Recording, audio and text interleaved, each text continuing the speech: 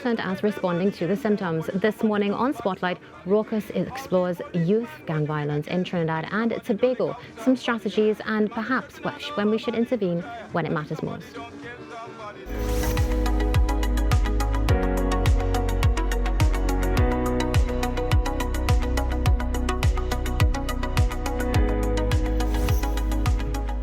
Inside your Spotlight this morning, we're talking youth gang violence. And to do so, I welcome criminologist of the Criminology Unit at the University of the West Indies, Dr. Randy Seepersad. Good morning to you, Dr. Seepersad. Good morning, and thank you for having me with you. Thank you very much for joining us this morning. I really appreciate it. Let me start with some definitions. How do we define what a gang is? The definition depends on the particular jurisdiction. Typically, you're looking at two or more persons who collude to come up with a crime problem and to execute the particular crime problem. But of course, the common on the street understanding has to do with groups that are bigger than two. They're organized, sometimes loosely organized. Sometimes they could be very structured. Sometimes they can have certain distinguishing marks like tattoos, clothing, etc. In some cases, they don't. And very often, in fact, almost across the board, they're involved in illegal criminal activities. Notwithstanding, they could also be engaged in legal activities. So it's a very broad definition. But generally, we're talking about groups of people who work together to commit criminal offenses. And we've seen a rise in what the police has been calling gang violence recently. Can you tell us what would attribute to that rise or contribute to that rise? Right. Very interestingly, one of the biggest drivers of gang violence is inter-gang rivalries, because what tends to happen is that you have groups that protect themselves against each other. So when you band together, you have people banding together in groups, but then you have rival groups essentially killing members of your group. It creates a very deep-seated level of hatred and psychological trauma, and a sense that you really do need to protect yourself. And that is something that perpetuates itself, that type of inter-gang violence, inter-gang rivalry, which really results in the bulk of killings amongst the gang members. It perpetuates itself over time, long after gang members have lost sight of the original reasons that they are fighting with each other. And sometimes it could be the simplest things. When you reach that point, the simplest things will trigger acts of violence against each other. For instance, somebody crossing an imaginary line, that they believe is the territory of a particular gang, or somebody slighting somebody or saying something negative or taunting somebody. The littlest things can actually result in inter-gang rivalries, which once they occur, really creates a back and forth cycle of violence. And it's something that's really very difficult to solve and to stop. So that's one aspect of it. The second important aspect of it as well has to do with where gangs target members of the public. So the crimes that gangs commit against the public, whether it's extortions, robberies, homicides, etc., that's usually the second big, significant branch of gang violence. Let me just go back a little bit to find out what is the appeal in the first instance. What is it that makes a young person want to become a part of a gang, or what is that recruitment process like? No, I'm really glad that you asked that question, because understanding the reasons that youth join gangs help us as well in the design of interventions. And I think it's something that really interfaces very well, with mental health week and all of that. And you would quite often find that the drivers, in a sense, are very logical. They make sense, at least they do to the youths. So many of the youths who join gangs are persons who would feel that they have no opportunities for economic advancements. For instance, that there is a paucity of jobs available to them in their country or community. They will feel that there is a lack of protection, love, etc., coming from the family. So they gravitate to other environments, especially environments with other youths like gangs, where they will be provided with that sense of security, love, affection, closeness, etc. And of course, protection is another important factor, because once you live in a community with gangs, automatically, very often you're seen as being aligned with the particular gang that is in charge of, so to speak, that particular area. And if you don't belong to the gang, you don't have the protection of the gang, and you have other persons who may, want to retaliate against you, commit violent acts against you because they perceive that you belong to the gang. And you're seeing your friends, your family around you being shot and killed, being victimized by rival gangs. So it creates a very, very strong motive to want to join the criminal gang in your area. So there are many, many reasons which to the youth who join gangs seem very logical and sensible to them, and therefore they end up joining gangs as a result. Dr. Seepersad, I always find it interesting because we mentioned that, they have access to guns, they're able to defend their turf, and in some cases commit crimes against the random public or whether it is other gang members, right? But from my research, a gun is not a cheap thing to acquire. How are these gangs financed? Where do they get their funding from? Right, from criminal enterprises, and you'd be actually surprised at the level of income that criminal enterprises generate, whether you're talking about extortion, whether you're talking about the drug trade. If you take the drug trade alone, that's a multi-billion-dollar industry globally. And the kind of wealth that it generates, is sufficient that you could bribe public officials, you could bribe, different persons in national security if you wish, and you could pull people in to strengthen your networks. So really criminal enterprises, in a sense, if left unchecked, it pays. And this is where the finances come from. Of course, I'm not saying that, the small gang member on the street, they don't have linkages. They do indeed have linkages with, bigger players. So it's really a network of persons, an income generating network that really creates the wealth that allows persons to actually purchase the guns. And, in some cases, one of the things that happens as well is that guns come with drugs. When you transship drugs, you also transship weapons to protect the drugs that you're transshipping.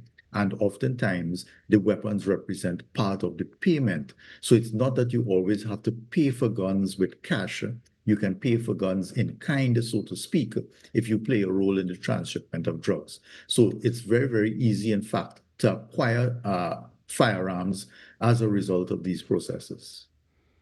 Dr. Seepersad, how do we begin to deal with this problem? Because what you're talking about there sounds like it's very deep-rooted.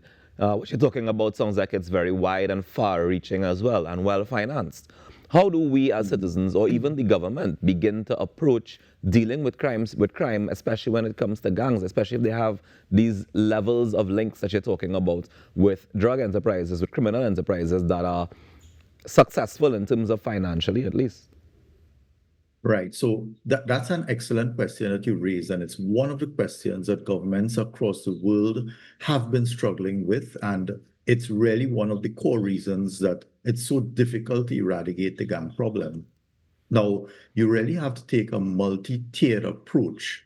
And too often, there's so many levels of that we ignore in trying to deal with the problem. We may deal with one aspect or another aspect, but we forget to see the bigger picture.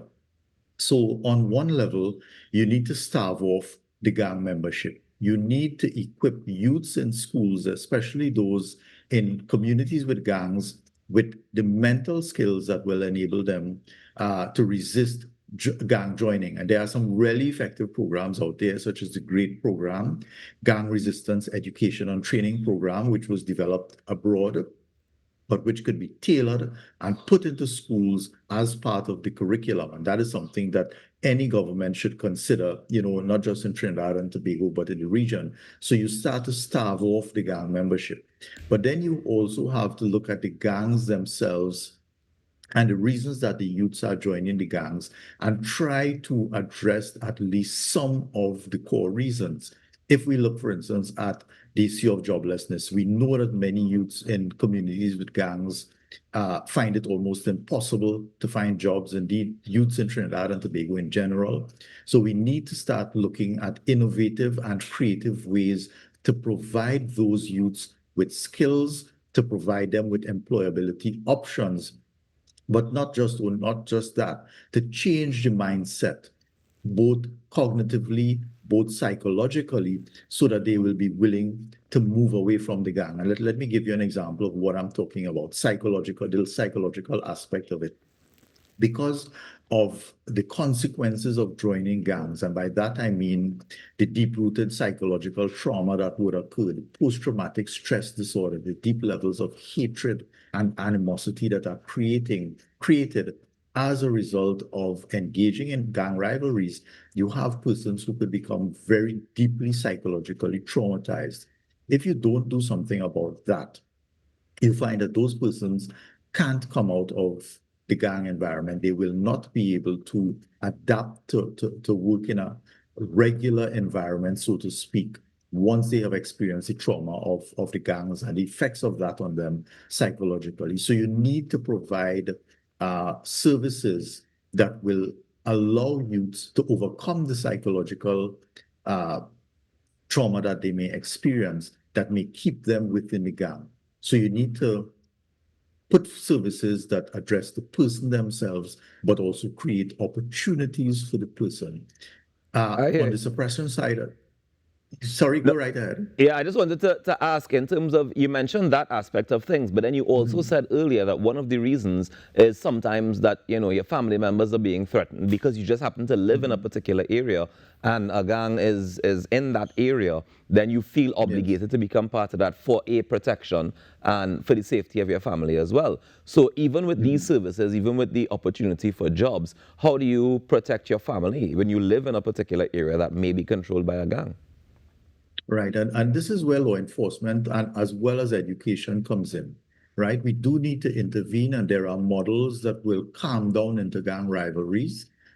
One well-known model is the cure violence model, which has been implemented very, very successfully in Trinidad and Tobago, where you use violent interrupters to mediate when conflicts occur. So if there's a shooting, if there's a violent outbreak or something like that, a trained mediator who has credibility in the community can go in, can de-escalate the violence, but you also use the opportunity to provide counseling, to provide advice, to educate the people. But at the same time, this is where the national security apparatus has to come in very strongly, because you need for law enforcement to provide that type of protection and that type of presence. It's very expensive. Yes, I understand. Very labor expensive, very labor intensive. But you do need for law enforcement to step up in terms of the presence in these communities, so it deters that kind of intergang rivalry, and so that people in these communities recognize that law enforcement is actually affording them the protection that they need, so they no longer need to protect themselves. But what about the aspect of things where we see some people saying that they don't feel safe even with the national security apparatus because they feel as though there are rogue elements inside of it. They've seen and experienced the rogue elements coming into their community as well. So they don't trust the law enforcement. How do we deal with that aspect of things? Right. So that is certainly a troubling aspect of it that we have to recognize, one that's extremely difficult to deal with.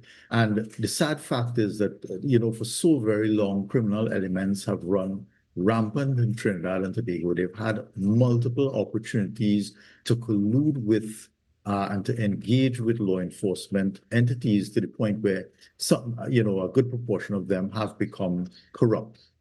And that's something that we need to deal with from within the law enforcement agencies. For instance, if we take the TTPS, we need to have entities external to as well as internal to the TTPS, like the Professional Standards Bureau, at least on the inside, perhaps the Police Complaints Authority on the outside, as well as the Police Service Commission. We have to have these entities with the power to detect and prosecute and treat very, very seriously with the issue of corruption, so that we are able to root out corruption from within the police service and other protective services, so that at the end of the day, the public sees that this is an issue that is being dealt with. It's recognized as an important issue that must be solved. And in the end, what that should result in is a building in a level of confidence and trust in the police and other protective services, so that the public is willing or at least more willing to work with them. Of course, there are other models of policing, for instance, community policing, which I think, has made a lot more inroads, for instance, through the Hearts and Minds program in communities with gangs. And there's a lot more openness. There is a lot more trust, amongst residents in gang communities with those community police officers from Hearts and Minds. So I would definitely encourage the use of officers such as those, where the level of trust already exists to help to build that sense of community, that sense of trust, wider trust amongst residents and the police service. All right, so we're talking about building relationships with the law enforcement. We're talking about education. We're talking about services that can assist. And all these things play a part at the same time in engaging in what we need to do to make the place a little bit better. Dr. Seepersad, I do think we have a lot more to discuss, but unfortunately we're out of time for this morning because I still think we need to deal with the aspects of the judicial system that also play a role in whether or not we're able to deal with this effectively. But I do thank you very much for your time this morning, and I hope that you can join us again so we can continue the conversation. Absolutely, and always a pleasure. Thank you for the opportunity. No problem. Thank you so much for joining us. Take care. Enjoy your day. You too. All right, that's Dr. Randy Seepersad, criminologist at the Criminology Unit in the University of the West Indies, just sharing with us, his thoughts on where we're at in terms of youth gang violence, how we can do our part to solve it, how the government can do a part to solve it, how the community can do a part to solve it, how the law enforcement can do a part to solve it. And that's just the beginning of the conversation. We take a quick break and we come back with more in our morning show. Stay tuned. All